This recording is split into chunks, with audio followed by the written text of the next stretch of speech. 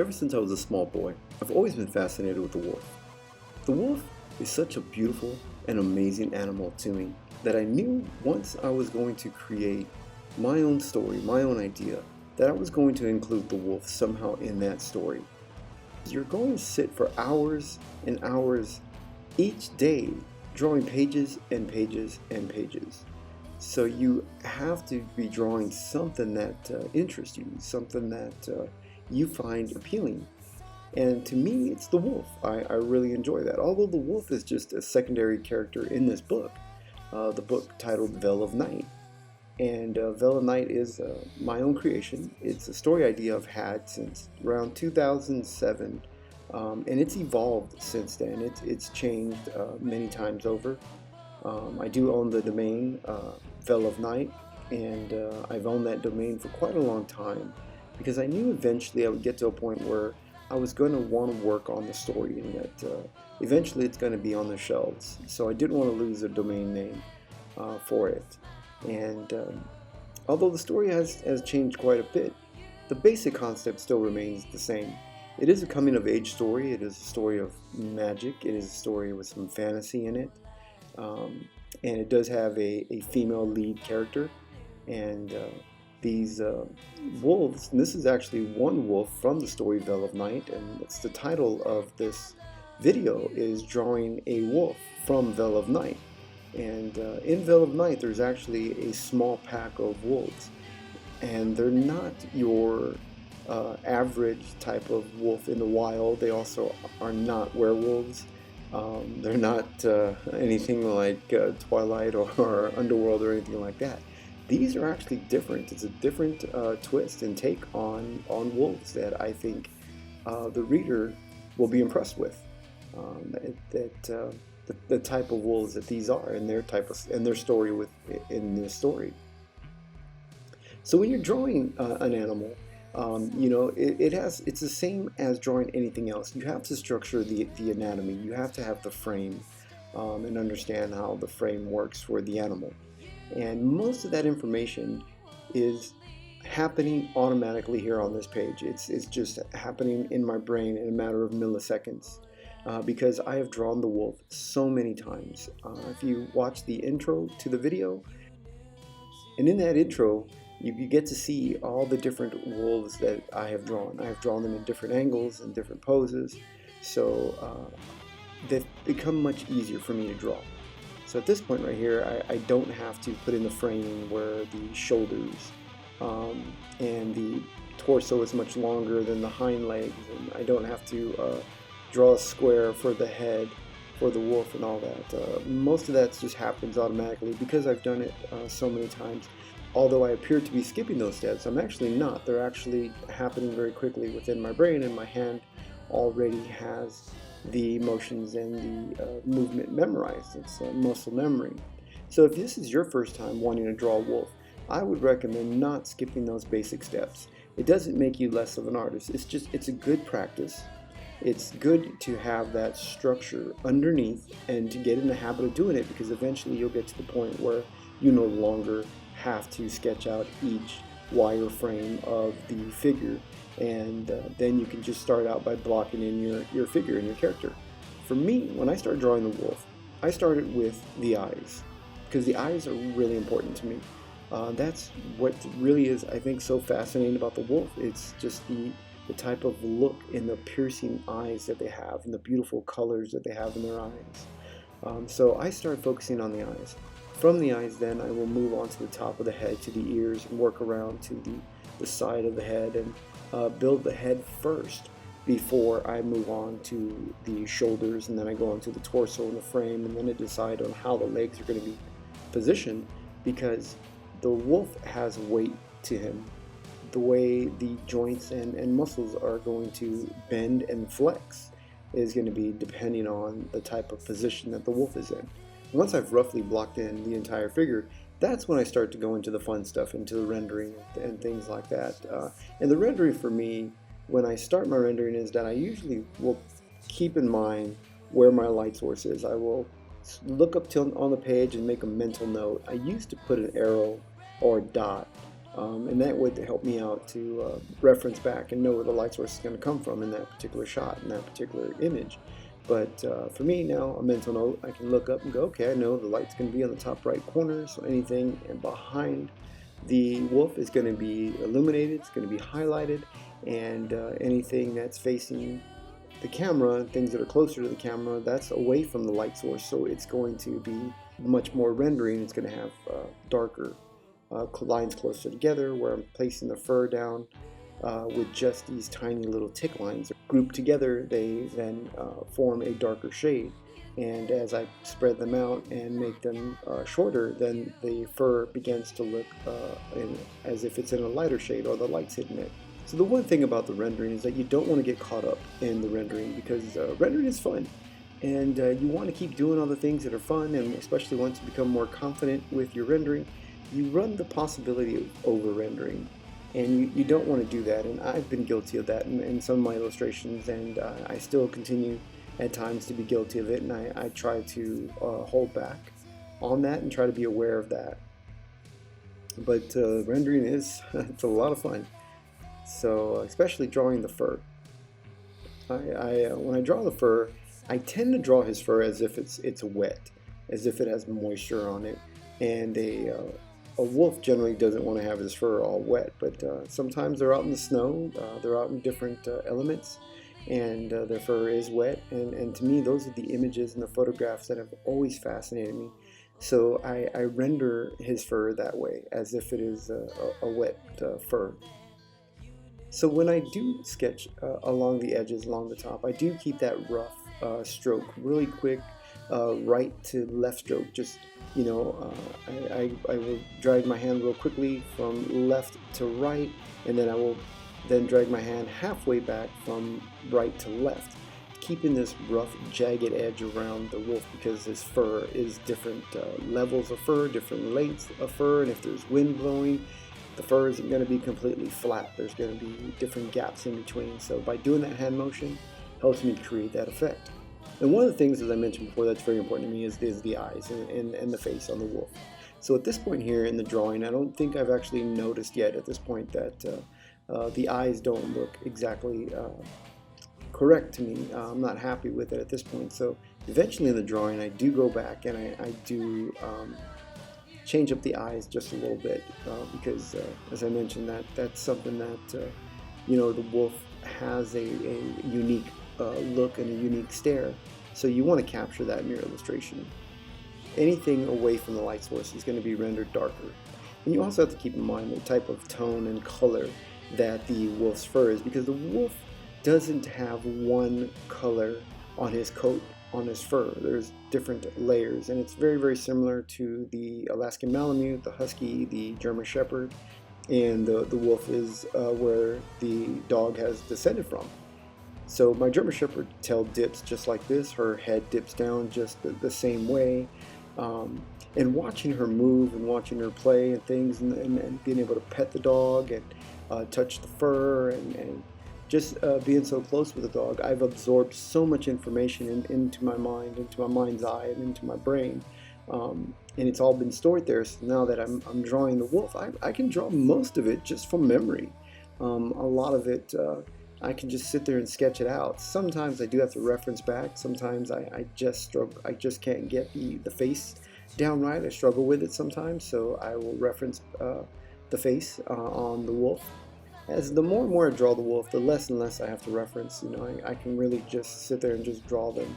The same with the birds and the drawing. There's also a raven in this particular story. There's also an owl, and so the owl is also a predator, and so he's in this story as well. And so drawing them over and over has made it easier for me, and once I'm done with the series, I should be an expert in drawing them, because I will have drawn them a lot more on a regular basis. But they're just supporting characters in the book. They're not main characters. It isn't the Jungle Book or anything like that. The story does revolve around a character named Victoria, and Victoria is the girl with the white hair on the intro. She does have a stepsister who nicknamed her V, And as I mentioned, it's a coming of age story. She discovers a whole nother world hidden behind the veil of night. And so that's where the story title has come from, and how it works into the story. But fortunately, I'm not able to give away much at this point. But just the basics and things like that. And that's the main character, as I mentioned. Her name is Victoria. Some of you may be aware, may have mentioned or have seen the video of South of Olympus. And South of Olympus is another story idea that I have, created on project, one of my IPs. And if you go to southofolympus.com, you can see a few stuff there. And South of Olympus has Greek mythology. It's Clash of the Titans meets X-Men. And I did a lot of research. It's a great story. I've actually fleshed out South of Olympus much more than I have on Veil of Night, and Veil of Night has actually been around longer. I actually created Veil of Night almost about 5 years before, and yet South of Olympus is fleshed out much more. I did a lot of research on it. It's a great story. So hopefully someday I'll get to work on that and finish it, and you'll see it on the shelf. So my plan is to work on these 3 titles that I've created, and starting with Veil of Night, then South of Olympus, and then I think I will then eventually finish up A Killer Like Me. And they're all different genres. They're different things that different genres that I've enjoyed, and they're not all the same. And honestly, I didn't grow up with superhero comic books or superhero stories. The type of trees that I like to draw are the trees that bend and that twist and that are pretty wild, and that's heavily influenced by Rudy Nebra, who is my favorite artist. Rudy Nebra is who has work I really admire, and there's another artist as well, and I forget his name. I believe it's Sepieri or Paulo Sepieri or something. He had a comic book series called Druna, and just the way his storytelling and the way he understood the female anatomy and things, I really was really impressed with his artwork. And then of course I discovered Mark Silvestri, and discovered Jim Lee and Dave Finch, and really was impressed by Dave Finch, because Dave Finch and I are very close in age, that I got to see this guy who was almost my age, and who could draw just so amazingly, just right off the bat. And so I started following his work, because that to me, that was, it gave me hope. It made me feel as if, okay, if there's somebody who's about the same age as I am who can draw at this level, then I want to challenge myself to do it.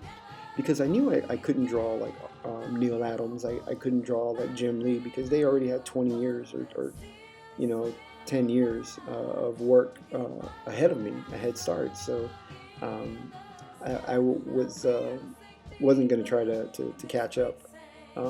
But I was able to start drawing when Dave Finch started drawing, and so I'd buy everything that I saw his name on, anything that was solicited and that he did, even if it was just a cover. So I have a huge collection of his work, and I really studied it and got to see his work evolve. Had no idea that later on that I would be working with him, and even then, even less. I never thought that he and I would become friends. So it's really great to be able to talk to somebody who has so much experience in the comic book industry, and he has also gotten to work with legendary artist Mark Silvestri, and he's gotten to work with many other different artists, and he's really worked very hard at his craft, and to get to the point where he's at, and get to the point where he's at in the business and artistically. And so for me, it's an incredible resource that he and I get to talk, and we talk artwork, and he's very open about his techniques and how he learned things, and he's really good at teaching, and so I like that we can talk about constructing illustrations and laying out pages and panels, and how we start our illustrations and things like that, because I get to learn a lot. And and at first I felt a little bad because it was felt like it was going to be one-sided, but but he picks my brain on inks. He's asked me a lot of questions about inking and stuff, and that's how he discovered my work, was looking for videos on comic book inking, and he really complimented my videos, told me I had really great content and that I did things differently than other inkers, that the other inkers weren't making videos like my videos, that my videos stood out, that I was really doing these in real time and really actually teaching and taking the time to explain things. And so when I heard that, I thought, oh well, I guess I'm on the right track. I really didn't know how the other inkers were doing their videos. And so since then, I started watching different videos online, and I try to bring videos that are different. I don't want to copy the other videos and really just saturate or just bombard the YouTube channel with all the same content. I want to have different content and things. So what I'm also going to do is I'm also going to listen to you guys, the viewers. So if you have time and you have a question, place it in the comments. Any of the videos. Ask any questions in there. You can ask me if you're interested. So if you're interested in learning anything that you've seen me do in the video, or if you're curious as to how I've done it, then simply place the question in the comments, and I'll make a tutorial video and share what I've learned. And that's something that I want to do, that I want to offer, because it's been offered to me by a veteran artist who has been so kind and so nice to help me out. So I want to pay it forward.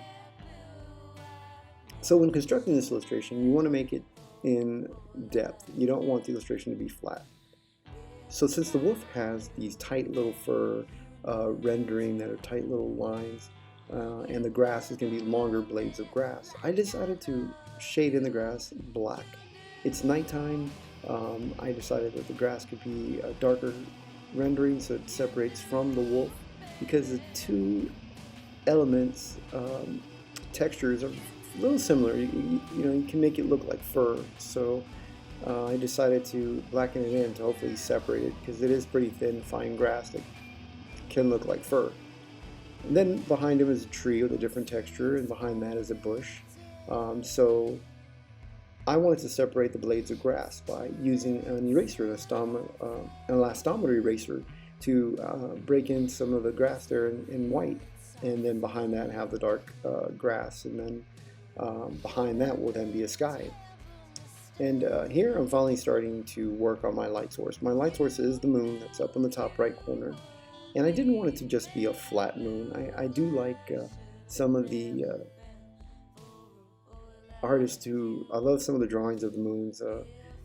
Some of the older drawings, such as Todd McFarlane had drawn a lot of his moons, where he would shade in and render in the craters and things, and Jim Lee has done that back in some of the 90s illustrations that he had done. I remember a particular issue of Wildcats, and I had seen the moon illustrated just like this, and so it's really taken from what I saw in Jim Lee do, and a little bit from Todd McFarlane, where you render in some of the negative areas in the back, because the moon is illuminated by the sun. The sun's behind the moon, and the moon itself has craters, it has mountains, it has canyons. So where the light isn't illuminating those particular areas, that's where I'm shading in.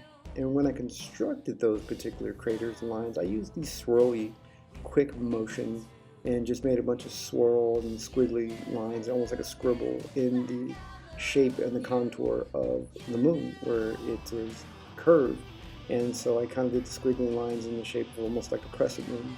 And then I began to work with that and render in behind those areas.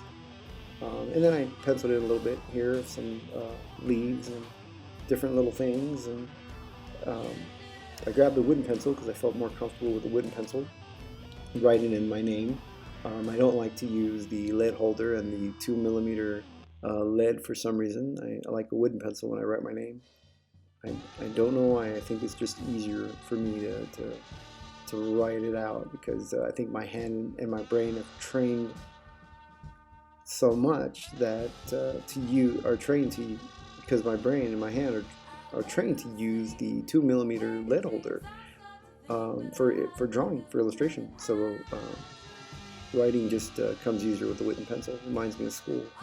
So in the background, I wanted to put this backdrop of the treetop back there to help the horizon line, to help push the illustration of the wolf and the edge of the cliff forward, and didn't want it to just be floating in space. So I put in these tree line in the back of these pine trees, and they're very lightly detailed, and because they're almost blurred in the background, almost as if the camera was focused on what's in the foreground, and the background would then be blurred.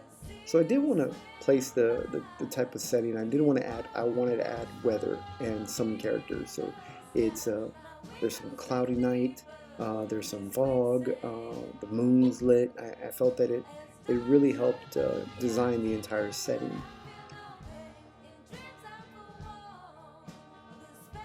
So here it is. This is pretty much the final drawing. So if you've enjoyed my video, please subscribe.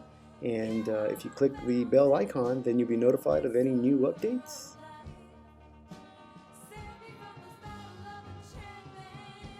And again, thank you so much for watching the video. And you can follow me on Twitter.